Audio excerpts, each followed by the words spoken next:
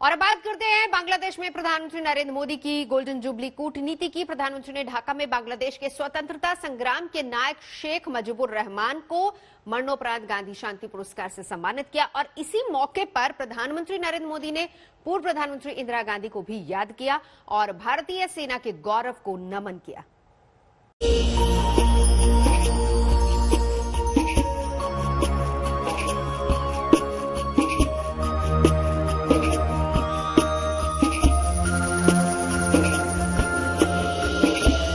PM Modi को लेकर उड़ान भरने वाला वीवीआईपी विमान एयर इंडिया 1 जब ढाका में टचडाउन हुआ तो दोस्ती का माहौल गोल्डन जुबली वाला हो गया।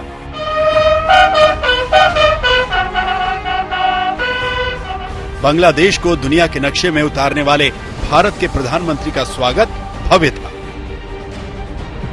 हजरत शाहजलाल इंटरनेशनल एयरपोर्ट पर रेड कारपेट वेलकम हुआ। पीएम मोदी के स्वागत के लिए बांग्लादेश की प्रधानमंत्री शेख हसीना खुद मौजूद थी। बांग्लादेश की सेना गार्ड ऑफ ऑनर दे रही थी।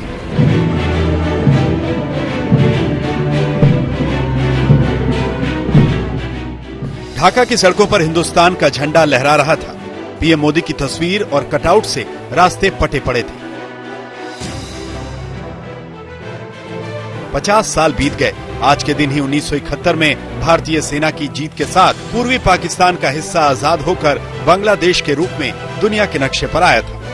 भारत की भूमिका इस युद्ध में क्या थी, ये सबको मालूम है। भारतीय सेना के अदम्य साहस, पूर्व प्रधानमंत्री इंदिरा गांधी की कूटनीति और शेख मुजीबुर रहमान के नेतृत्व में बांग्लादेश की स्वाधीनता की यात्रा, इसी का नतीजा था कि पाकिस्तान का सूरज बांग्लादेश में अस्त हो गया था।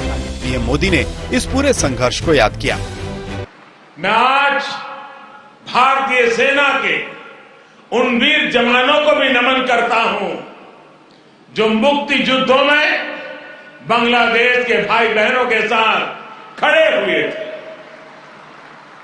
जिन्होंने मुक्ति युद्ध में अपना लहू दिया, अपना बलिदान दिया और आजाद बांग्लादेश के सपने को साकार करने में बहुत बड़ी भूमिका निभाई।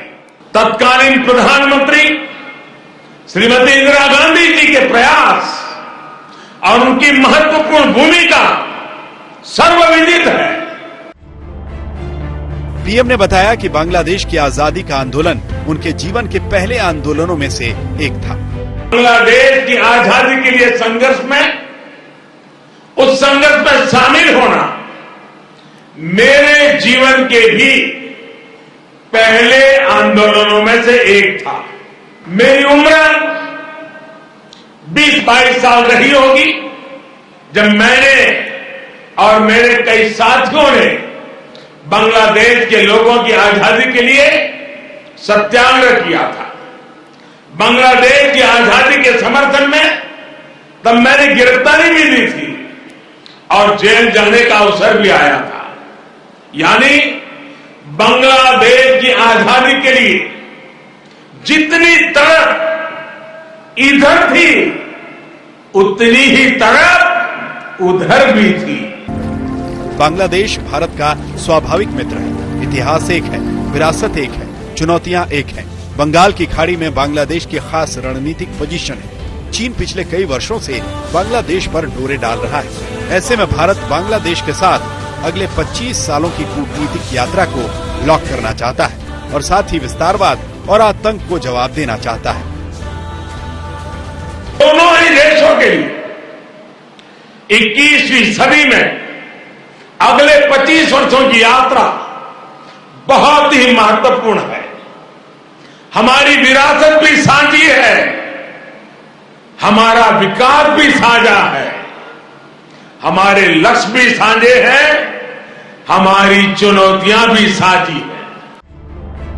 बांग्लादेश को इस बात का गर्व है कि भारत उसकी आजादी के संघर्ष में साथ था और आज 50 साल बाद जश्न में भी साथ है। एयरपोर्ट से लेकर शहीद स्मारक और नेशनल परेड स्क्वायर तक पीएम मोदी जहां भी गए, बांग्लादेश की तरफ से उन्हें बहुत आदर और सम्मान मिला। भारत माता की जय, भारत माता की जय। एक एक करके तस्वीरों पर गौर करिए।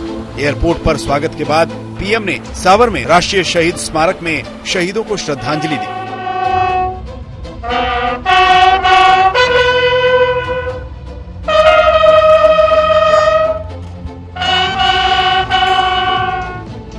मोदी ने विजिटर बुक पर 12 लाइन का संदेश लिखा, जिसमें उन्होंने बांग्लादेश मुक्ति संग्राम के शहीदों और लाखों लोगों के संघर्ष को याद किया और ये संदेश दिया कि इस मुक्ति संग्राम की लौ हमेशा सत्य की विजय का प्रतीक बनकर लोगों के मन में जलती रहेगी। और शहीदों के सम्मान और याद में एक पौधा भी लगाया।